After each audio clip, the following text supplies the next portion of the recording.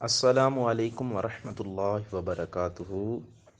سبق نمبر 20 متفرق قواعد، مختلف قواعد والا سبق آ گیا ہے۔ سب سے پہلے ہے اظہار مطلق۔ اظہار کی پہلے آپ نے دو قسمیں پڑھی ہیں، ایک صرف اظہار اور دوسرا اظہار شفوی۔ جو صرف اظہار تھا وہ نون ساکن اور نون تنوین کے قواعد میں سے تھا، اور جو اظہار شفوی تھا ٹھیک ہے وہ میم ساکن کے قواعد میں سے تھا۔ اب آ گیا اظہار مطلق۔ یہ کیا ہوتا ہے؟ کہتے ہیں کہ ان چار کلمات میں نون ساکن کے بعد حروف یرملون یعنی یا، را، میم، لام، واو، نون ایک کلمے میں آنے کی وجہ سے ادغام نہیں بلکہ اظہار مطلق ہوگا، اس لیے ان چاروں کلمات میں غنہ نہ کریں۔ یعنی ان کو ایسے نہیں پڑھ سکتے کہ آپ اس کو پڑھیں دنیا، ٹھیک ہے، یہاں پہ اظہار مطلق کر کے پڑھنا ہے، یہاں غنہ نہیں ہوگا۔ اس کو پڑھیں گے دنیا، دنیا، اس طرح بنیان، بنیان، اسی طرح صنوان، صنوان، اس طرح قنوان، قنوان۔ آگے ہے سکتہ، ٹھیک ہے۔ سکتہ یہ ہوتا ہے کہ آواز روک کر سانس لیے بغیر آگے پڑھنے کو سکتہ کہتے ہیں۔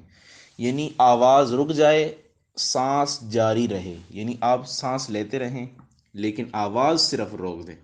ان چار کلمات میں سکتہ واجب ہے۔ سکتے کا حکم یہ ہے کہ متحرک کو ساکن کیا جائے گا اور دو زبر کو الف سے بدل کر پڑھا جائے، ٹھیک ہے۔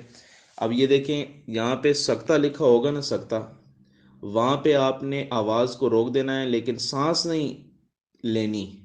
ایک ہی سانس میں، یہ ایک ہی سانس میں ایک خانے میں جتنا لکھا ہوا نا یہ سارا ایک سانس میں پڑھنا ہے، لیکن جہاں پہ سکتہ لکھا ہوا ہے وہاں پہ تھوڑی دیر وقف کرنا، یعنی تھوڑی دیر ٹھہر جانا ہے، آگے آواز نہیں ملانی بلکہ آواز تھوڑی دیر روک لینی ہے سکتے والی جگہ پہ، پھر آگے جا کے پڑھنا ہے۔ ایک سانس میں یہ پورے خانے میں جتنے حروف لکھے ہوئے ہیں نا یہ سارا کا سارا پڑھنا ہے۔ مثلا پہلی مثال دیکھیں، لکھا ہوا ہے وَقِيلَ مَنْ راق، ٹھیک ہے۔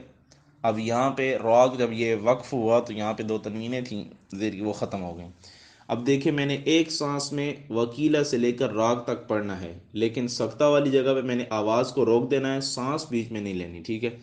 وَقِيلَ مَنْ راق، اگر اس کو ایسے پڑھوں وَقِيلَ مَنْ راق تو یہ غلط ہو جائے گا کیونکہ سکتہ والی جگہ پہ میں نے سانس لے لی ہے، ٹھیک ہے۔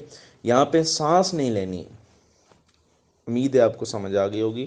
آگے ہے کَلَّا بَلْ رَانَ، کَلَّا بَلْ رَانَ۔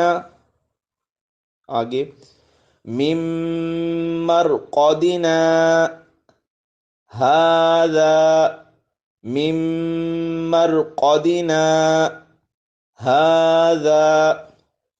اب کہہ رہے تھے کہ جہاں پہ دو زبریں ہوں اس کو الف سے بدل دیا جائے گا۔ اب یہ دیکھیں اے و جن پہ آخر میں دو زبریں ہیں تو سکتہ یعنی وقف کی وجہ سے یہاں پہ ہم یہ ایک الف سے دو زبریں ایک الف سے بدل جائیں گی تو یہ پڑھا جائے گا عوجا قیما۔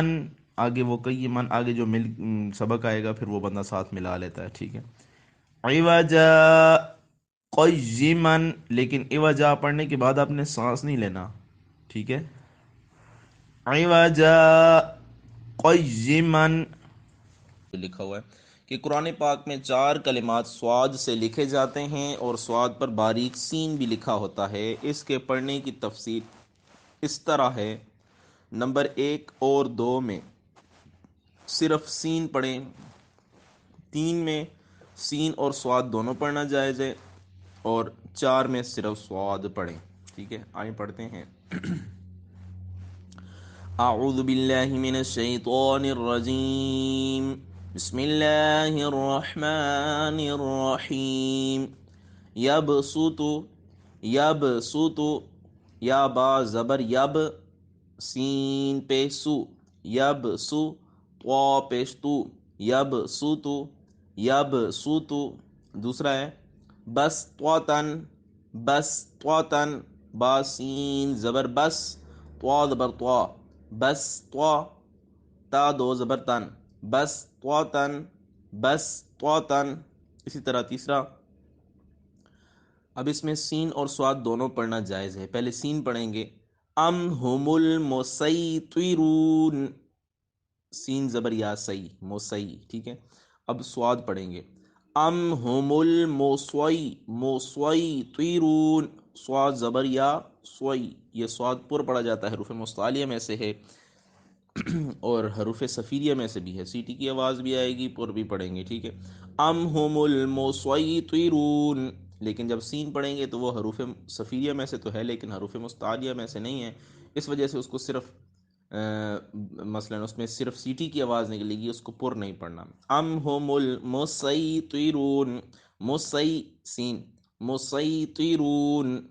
آگے چوتھا لفظ جو ہے اس میں صرف صاد پڑھیں، ٹھیک ہے، بے مسیطرن، بے مسیطرن، بے مسیطرن، یہ چار کلمات زبانی یاد ہونے چاہیے اور بندے کو پتہ ہونا چاہیے کہ یہ والا اب آ گیا ہے تو یہاں پہ کیا پڑھنا ہے، ٹھیک ہے۔